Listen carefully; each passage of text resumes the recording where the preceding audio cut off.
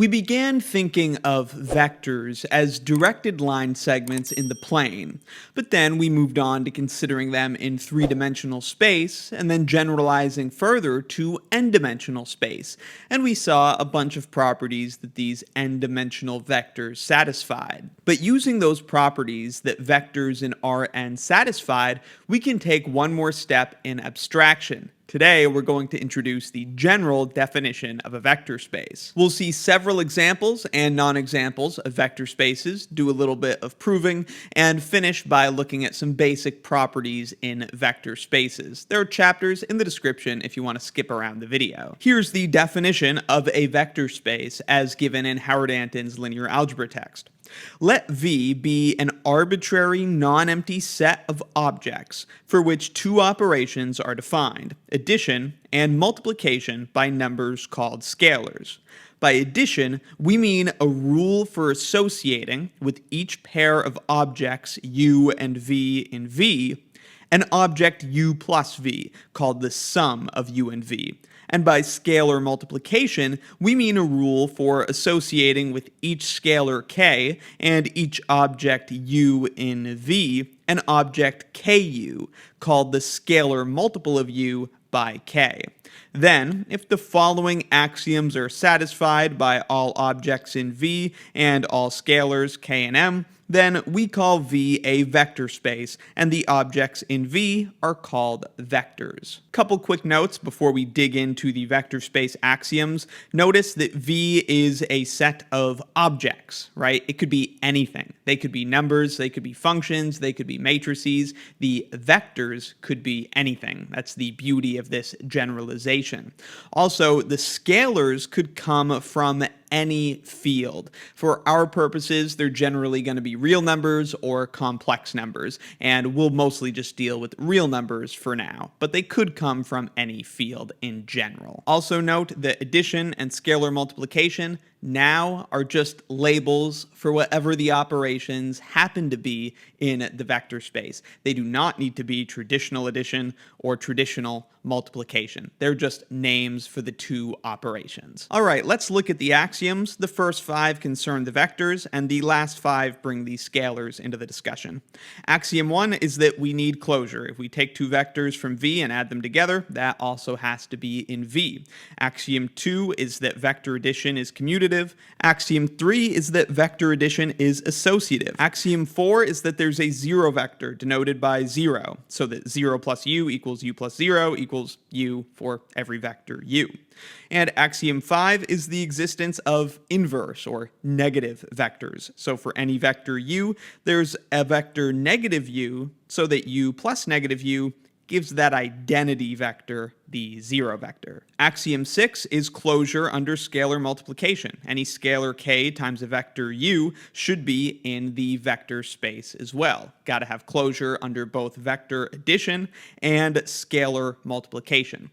I'll also mention sometimes axioms 1 and 6, the closure axioms, are omitted from the list of vector space axioms. They're kind of taken for granted beforehand sometimes, and that would just leave you with a list of 8 vector space axioms. Just differences in how the definition is sometimes presented. Axiom 7 is that scalar multiplication distributes over vector addition. Axiom 8 is that scalar multiplication distributes over scalar addition. Axiom 9 is a sort of associativity between scalar multiplication and the actual multiplication of the scalars.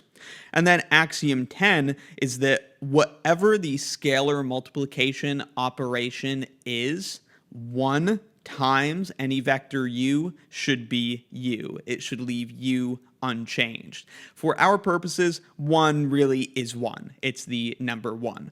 But in general, 1 would just be the symbol for whatever the multiplicative identity is in the field from which the scalars come. Whatever it is, it's called 1, and 1 times u should equal u. This is a rather long list, but none of these properties are particularly complicated or novel. You're probably familiar with all of them in various other contexts. Properties 1 and 6, again, are just just closure, 2 is commutativity, 3 is associativity, 9 is basically just associativity. You've got various distributive properties here, identity vector, inverse vectors, all familiar stuff. With all that said, let's start looking at some examples and non-examples. Think about this. What's the smallest possible vector space we could construct? Well, if we look at these axioms, axiom 4 is actually the only one that guarantees the existence of a particular element. Axiom 4 says there has to be a zero vector. So if we take just the zero vector, that actually does give us a vector space. It's called the zero vector space. The operation of addition and scalar multiplication in this vector space is pretty much forced. Add two vectors together, you get 0. Multiply any scalar k by the zero vector, and you get 0. Indeed, this is a vector space. All of these properties are pretty evidently satisfied by this vector space. Obviously, we have closure because everything's 0. Certainly, addition is commutative because everything's just 0. It's also associative because everything is 0. There is a zero vector. That's the only vector we have. There's an inverse or negative vector because 0 plus 0 is 0. And then all the scalar properties are also true for similar reasons. Everything is just 0. Another basic example is the vector space Rn with familiar addition and scalar multiplication. Addition of vectors in Rn is just the sum of the corresponding components. Scalar multiplication, of course, is to just scale each component by the scalar k. The properties of vector spaces were taken specifically from these familiar vector spaces. I'll leave a link in the description to the lesson where we show that the vectors in Rn satisfy all the vector space axioms, although in the video we're just proving this list of properties. Like I said, it's those properties that inform what the definition of a vector space should be. Anything in a vector space behaves like a vector, like these very famous and very familiar vectors in Rn. Here is a non-example. Our set of objects is all vectors in the plane that lie in the first quadrant or on the positive x or y axes, so the components are non-negative. And let's define vector addition and scalar multiplication as usual. This is not a vector space. Can you figure out why? The problem is that it's not closed under scalar multiplication. The vector addition is closed. If we take any two vectors in the first quadrant and add them together, we get another vector in the first quadrant. But it's not closed under scalar multiplication. If we take any vector in the first quadrant, maybe call this u, negative u does not lie in the first quadrant. And so we see the space is not closed with respect to scalar multiplication.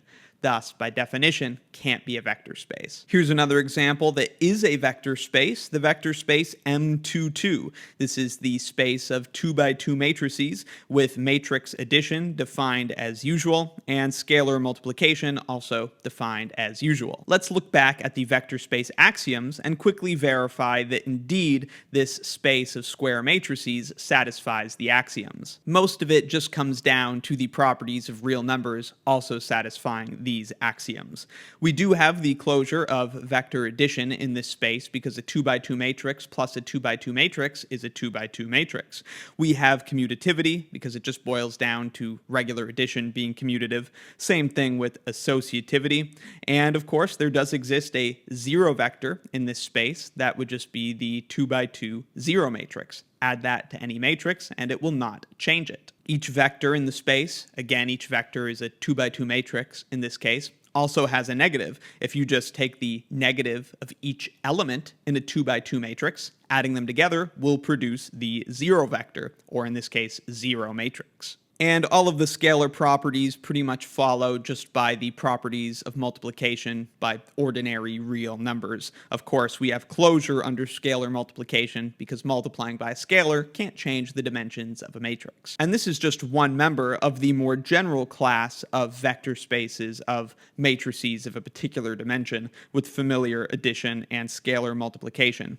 Any set of all m by n matrices will be a vector space under these familiar operations. Let's look at one more non-example, and then we'll do one more example that we prove in a little bit more detail. So in this non-example, our set of objects is R squared, so just the set of all ordered pairs in the plane. Addition is defined as usual, but scalar multiplication is defined a little differently. K times a vector u, so k times u1, u2, is equal to k times u1, but with the second component equaling 0. So the first component gets hit by the scalar as usual, but the second component is always 0. This is an interesting non-example because if you look at the vector space axioms, you'll see that this non-example actually satisfies every single one of the axioms except for axiom 10. It's clear it doesn't satisfy axiom 10 because if we multiply 1 by, I don't know, let's say the vector 2, 3, by definition of scalar multiplication, this is equal to 1 times 2, which is 2, but then the second component has to be 0.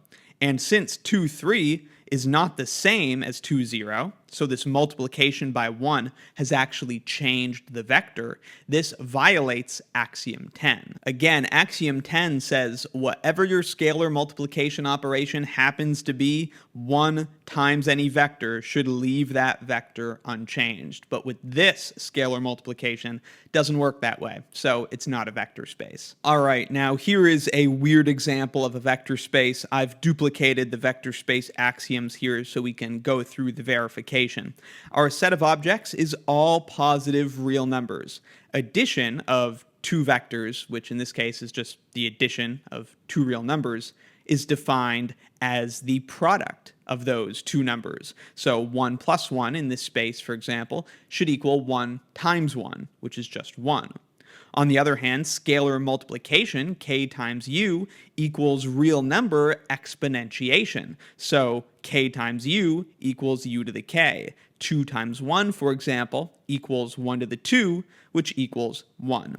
So again, in summation, in this space, vector addition is real number multiplication, and scalar multiplication is real number exponentiation. And to make the notation clear, let's use a dot, so I'll put a dot there, a dot to denote scalar multiplication, and we'll just write the numbers next to each other to denote real number multiplication. While this seems pretty weird, it is really just a reassigning of notation. This vector space is just turning additive notation into multiplicative notation. Adding gets turned into multiplying, and repeated addition, because that's kind of what multiplication is, gets turned into repeated multiplication. That's exponentiation.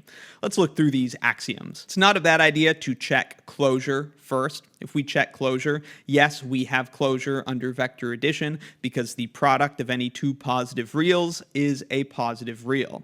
We also have closure under scalar multiplication because a positive real number to any power whatsoever is also a positive real number. Remember that the scalars, for our purposes for now, are just real numbers. So the powers k here could be anything, could be negative, 0, 1, 2, 3, whatever. But a positive real to any power is still a positive real. So we have closure. Let's look through some of the other properties. We do have commutativity of vector addition because real number multiplication is commutative. We have associativity of vector addition because real number multiplication is associative. We do have a zero vector. In this case, that would be the positive real number 1. U plus 1 would equal u times 1, and u times 1 is just u by our familiar properties of real numbers. We also have negatives. The negative of any vector, in this case, the negative of a positive real number, is its reciprocal. For example, 2 plus 1/2 would be 2 times 1/2, which is 1, which in this space is the zero vector. Property 10 is of course true because 1 times any vector u by definition is u to the power of 1, which is just u. 7, 8, and 9 with this notation are a little bit trickier, so I've written out their verifications here. Beginning with 7, k times u plus v by definition of vector addition is k times uv. By definition of scalar multiplication, that's uv to the k. But by our real number exponent properties, that's u to the k times v to the k. By definition of vector addition, that's the same as u to the k plus v to the k. By definition of scalar multiplication, that's the same as k times u plus k times v, thus establishing the distributive property. Similar process with axiom 8, we're just applying the definitions of our operations in this space, as well as familiar properties of real number exponents, like u to the k plus m, for example, we know is u to the k times u to the m. Property 9 is a similar thing. K times m times u, by definition of scalar multiplication, is k times u to the m. By definition of scalar multiplication, that's u to the m to the power of k. By properties of exponents, that's u to the k times m. And by the definition of our scalar multiplication, that's k times m times u, thus verifying property 9. So yes, indeed, this is a vector space. Kind of a weird one. The notation is a real pain, but it's a vector space. Here are a few basic properties in vector spaces, which we'll prove next time. I'll leave a link in the description to that video. Just going through these real quick. The scalar 0 times any vector must equal the 0 vector. Any scalar times a 0 vector must equal the 0 vector.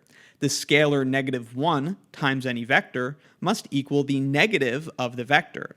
If any scalar k times a vector u equals the 0 vector, then we have the zero product property. Either the scalar k is the 0 scalar, or the vector u is the 0 vector. After our last example, property A here is actually kind of interesting. Thinking about our weird vector space of positive reals, 0 times a vector u, by definition of our previous vector space, would be u to the power of 0.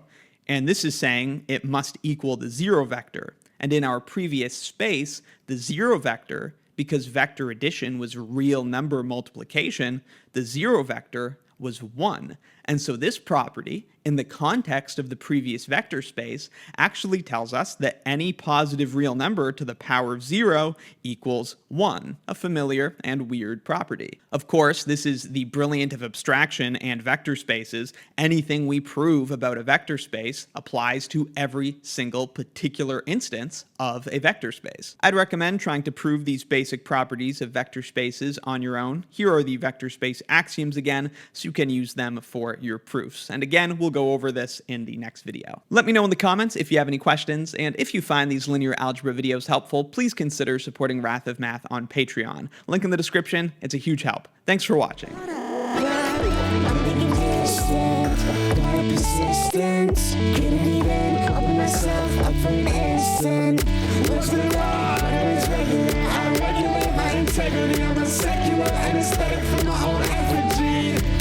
Try just to be regular.